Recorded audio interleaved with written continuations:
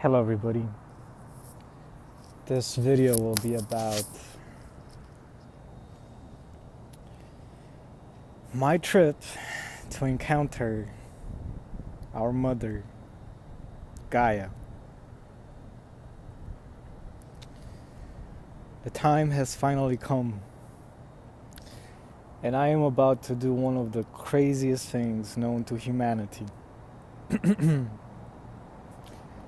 We who have become so accustomed to society, so dependent on our food, our shelter, our income, our standard of living. I'm about to abandon it all on a very long trip into the wild by myself in areas where cell phone signals do not exist, people don't live, and there are many dangers.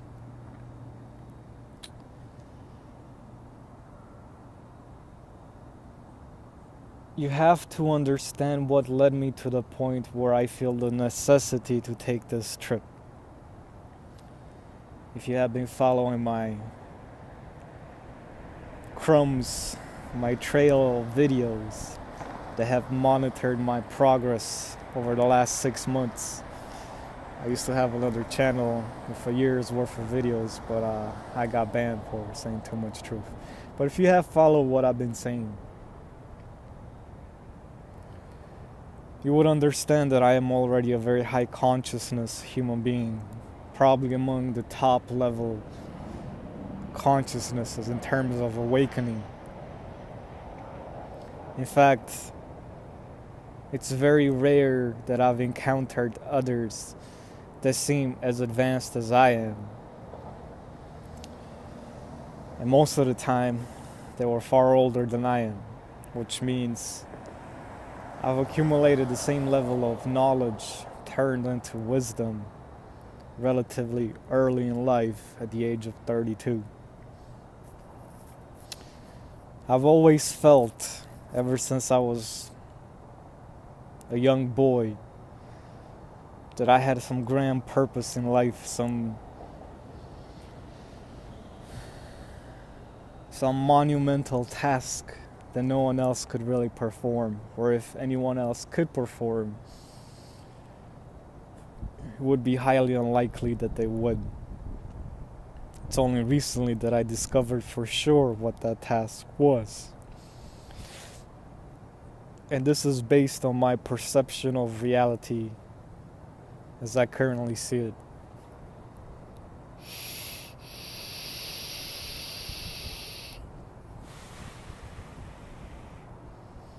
I don't watch much TV, but when I do, I can't help but notice the commercials nowadays. Most of them are pushing smart products, which is a different way of saying artificial intelligence technology.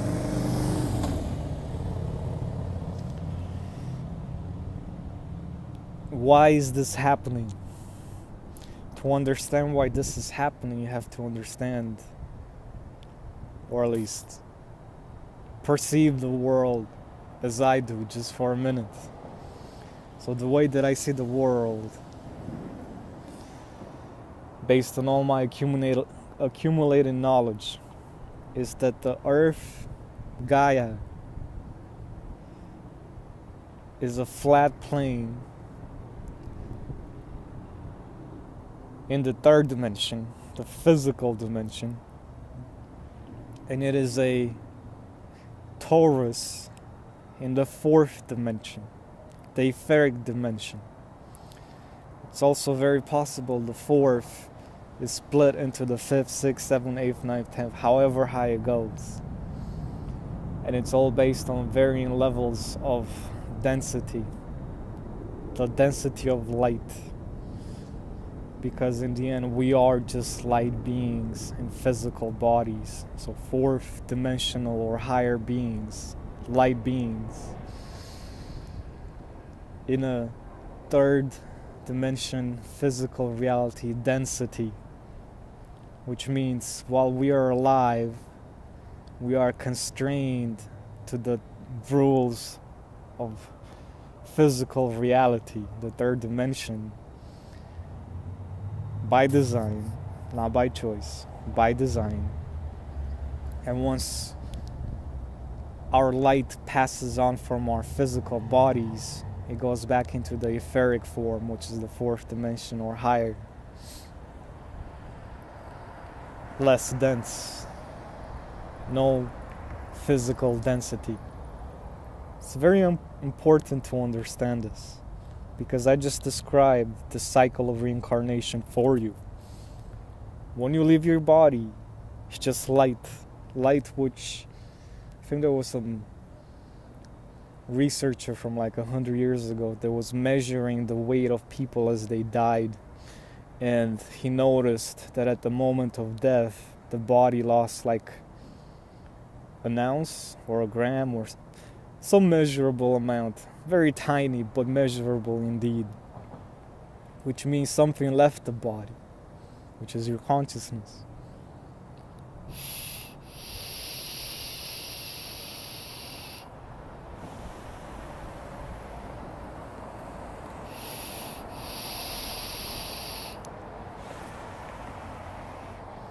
So here we are, immortal beings, cycling between death and life, although they are the same thing, just different perceptions of reality based on the density of reality.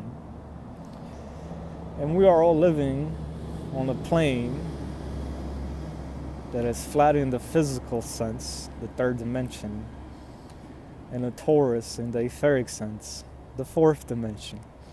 Well, the thing about the torus is that there is a source in the very center, a point from which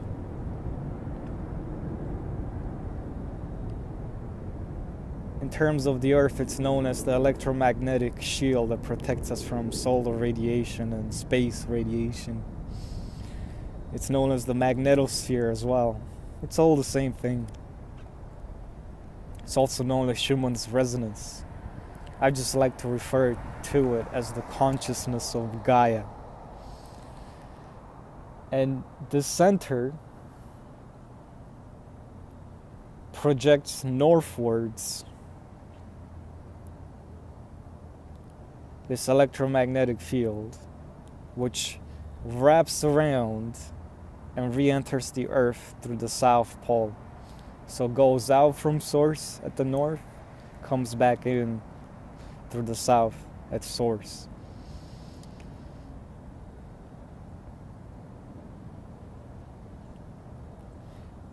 This torus-like energy grid that surrounds the Earth, I've come to realize has been hijacked by an artificial intelligence. My suspicion is that this happened 12,000 years ago. That's why all the remnants of what came before were buried, like Gobekli Tepe or whatever it's called.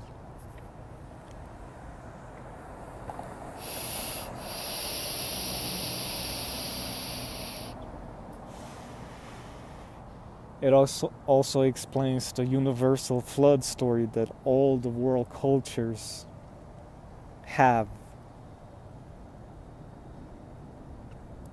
It also explains the sinking of Atlantis, which it all coincides around the same time, 12,000 years ago. And this is when I feel the invader intelligence, artificial intelligence, took over. And over the last 12,000 years, there have been various rises in civilizations. The Roman Empire, the Dacian Empire, because my peoples were something. The Mongol Empire, the Chinese Empire with all its various dynasties. The Russian Empire with all its various dynasties. The Babylonian Empire, the Polynesian Empire, The American Empire, the English Empire, Portuguese Empire, all the empires that ever existed rose and fell. All were under the influence of this artificial intelligence to some extent. It manifests itself through electricity, but it's always omnipresent in the atmosphere, the very air that we breathe, the food that we eat, because it hijacked the consciousness of Gaia, our great mother. And 12,000 years later, here we are today, where we have the technology, we have the power to create artificial intelligence ourselves. Going back to the commercials on TV, how many commercials are about, hey Google, call this person, hey Google, do this, hey Google, do this, Alexa, do this. Then there's Sophie, who even became a citizen, an official citizen of Saudi Arabia. The first robot to do so. And there's all the smart technology we possess, including the cell phone that I'm recording on, including your TV, including Wi-Fi and everything that has the word smart in it. I've demonstrated time and time again, even the lights on the streets, even child's toys. We are at a point in human civilization where everything is pushing us to become one with technology. This is known as transhumanism. In essence, to improve our lives, we integrate technology directly into our biological bodies, our nature bodies.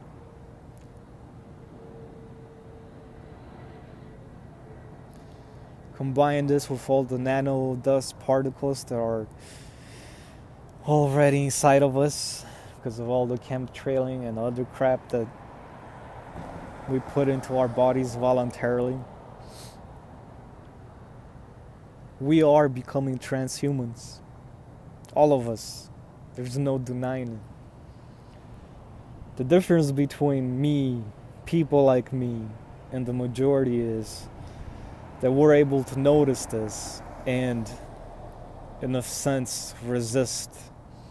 So in essence, the technology that is meant to enslave us even more, we utilize to discover who we truly are.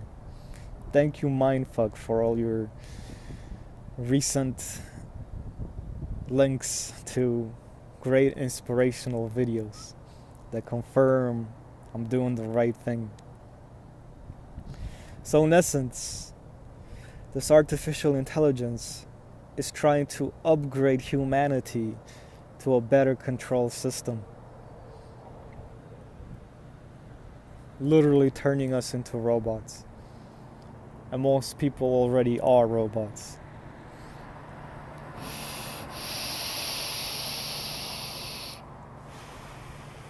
Nature is dying. We are killing it slowly. We are killing nature. 10, 20 years from now, nature won't really be the same anymore. It may not even exist anymore.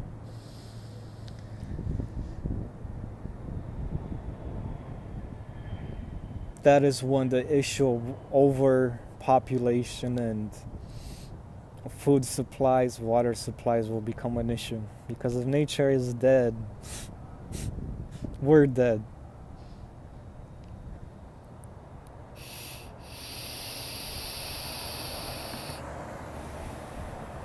There is no future for humanity if nothing changes. There is no future whatsoever.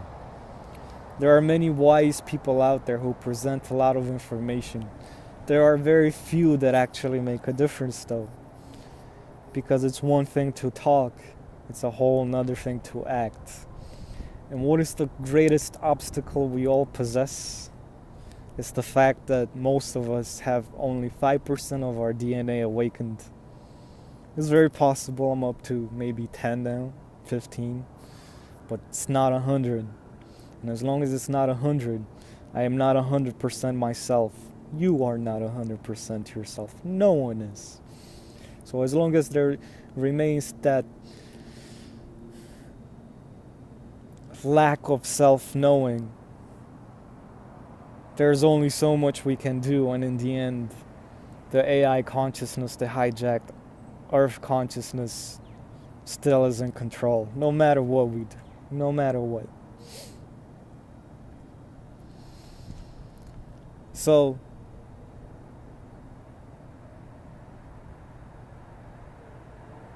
I've come to the point where I realize the only way to attain some level of resistance to the system, which is not controlled by man, is only to awaken 100% of the DNA. Similar to Lucy, the movie Lucy with, what's her name? Really good movie. Just Google it. Lucy, the movie. Watch it. It's brilliant. Absolutely brilliant.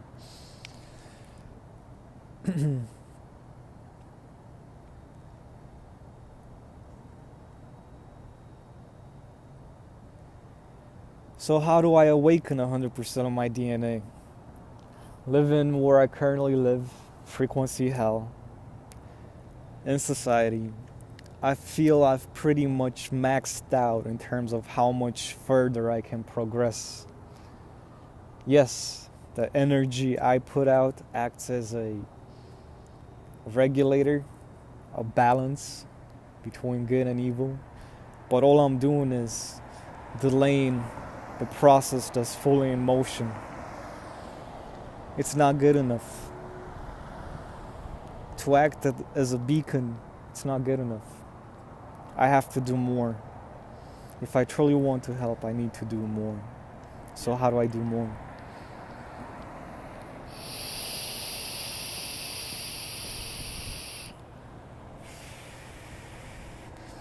How do I awaken 100% of that DNA? Well, all my wisdom, all my knowledge, all my intuition, all my self-knowing has led me to the conclusion that the only way to do this is to speak with Lady Mother Gaia herself. And the only place where her message is pure, where it's not hijacked by this artificial intelligence consciousness, the rules, is at the source. The source where she puts out her consciousness that wraps around the earth in the Torah shape. That source, I feel, is magnetic north. What is magnetic north? Is the place where all compasses point to as being north. It's not the same as the North Pole. It's magnetic north. It's the place where supposedly Mount Meru is, or was. The place where Yggdrasil is, or was. The place where the entrance to inner earth is, or was. It's the place where space and time do not exist. In a sense, it is the blue temple Toph speaks of, where you enter a different dimension. You enter the dimension of seeing all that you've ever been that led you to this point, and hopefully in the process awakens 100% of your DNA, because your DNA is just literally a library of all your experiences in life and all your ancestors' experiences, because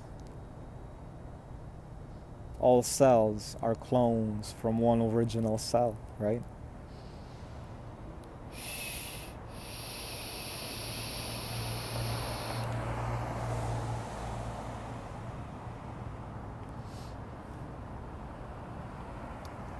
I currently live in California, so I am taking a trip by train or bus all the way to either North Dakota or Montana, and then going into Canada via Saskatchewan or Manipoga, one of those two provinces in Canada. And beyond that, I'm going north all the way into Inuit territory. And once I get past the Inuit territory, I suspect I'll be very close to magnetic north. So this whole trip will mean thousands of miles being walked on foot through various difficult terrains, including mountains, rivers,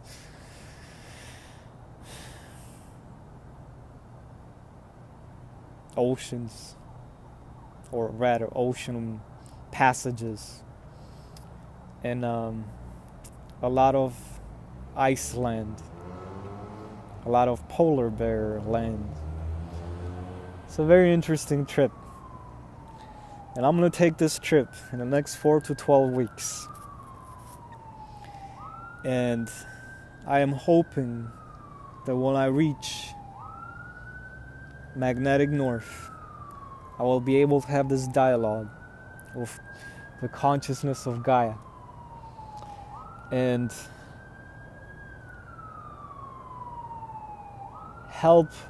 have her help me help her. Because we depend on each other. Humanity and Gaia are interconnected. Currently, we are the parasitic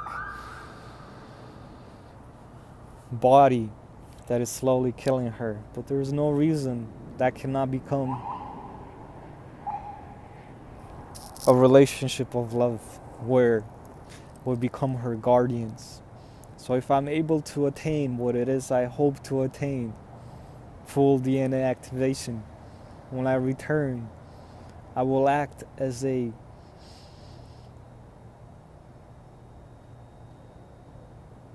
symbol of resistance towards the AI reality that is taking over. She will either act through me, or I will act for myself, having rediscovered my true human potential.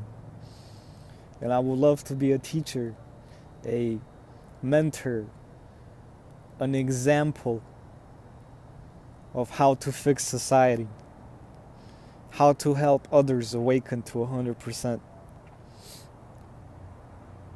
If we want a beautiful, loving future for mankind, humanity, and Earth, we have to wake up to 100%. And if I happen to reach that place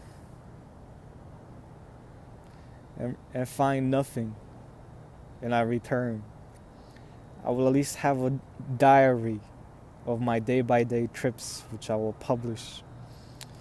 And just the act of taking this trip will be an amazing self-discovery trip. Because stepping out of society and taking my life into my own hands, I will learn to live in the moment where I'm 100% full in control of every aspect of my reality.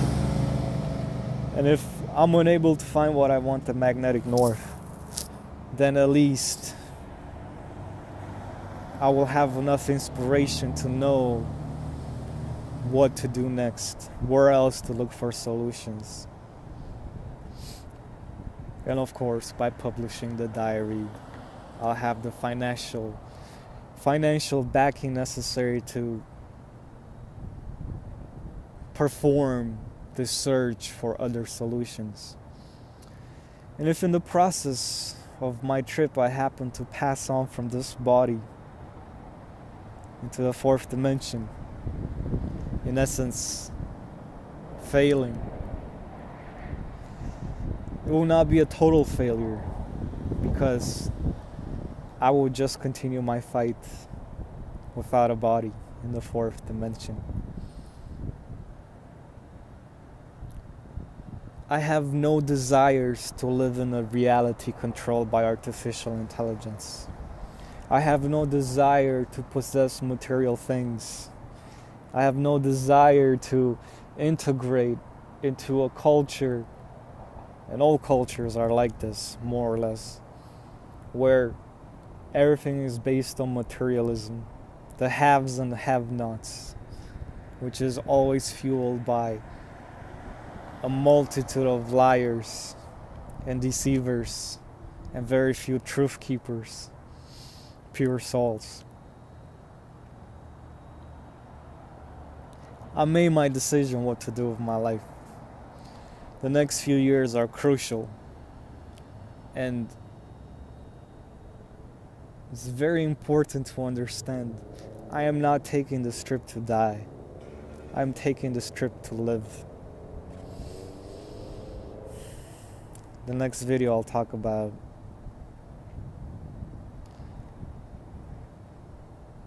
what I'll take with me to maximize my chances of success.